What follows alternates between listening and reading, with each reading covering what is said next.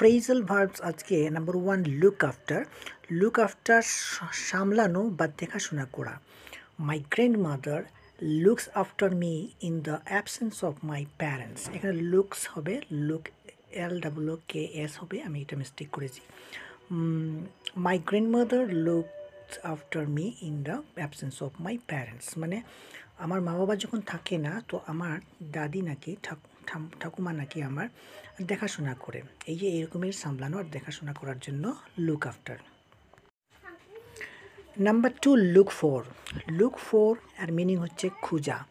I am looking for my notebook, মানে আমি আমার নোটবুক খুঁজছি।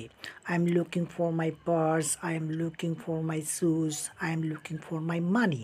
এরকম ডিফারেন্ট সেন্টেন্স হতে পারে লুক আফটার কোনো কিছু খোঁজ করা। নাম্বার 3 লুক ইনটু এর মিনিং হচ্ছে অনুসন্ধান করা।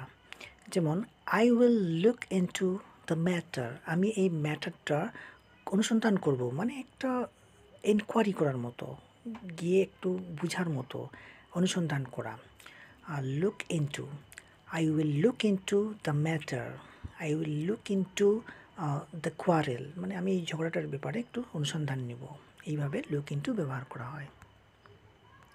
নাম্বার 4 রইল লুক আউটের মিনিং হচ্ছে সাবধান থাকা। যেমন we should look out when we cross a road, যখন আমাদের রাস্তা পার হতে হবে তখন আমাদের একটু সাবধান থাকা উচিত। এটার মিনিং হচ্ছে। আরও যেমন মনে করো look out hour principal is coming, মানে সাবধান থাকো আমাদের প্রিন্সিপাল আসছে। এইভাবে লুক আউটের ব্যবহার হয়।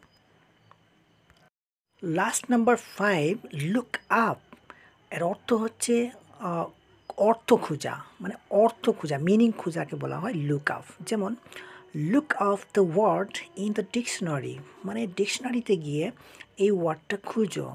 যেমন কাউকে বলতে পারি you are looking up what I am saying, মানে আমি যা বলছি আর কি বলছি এটার মিনিং বার করার চেষ্টা করছো তুমি। এইভাবে লুক আপের ব্যবহার করা হয় অর্থ খোঁজার জন্য। এইভাবেই গ্রুপ ভার্বসগুলি আমি স্টেজে দিয়ে যাচ্ছি। আজকেরটা হচ্ছে লুক ভার্ব।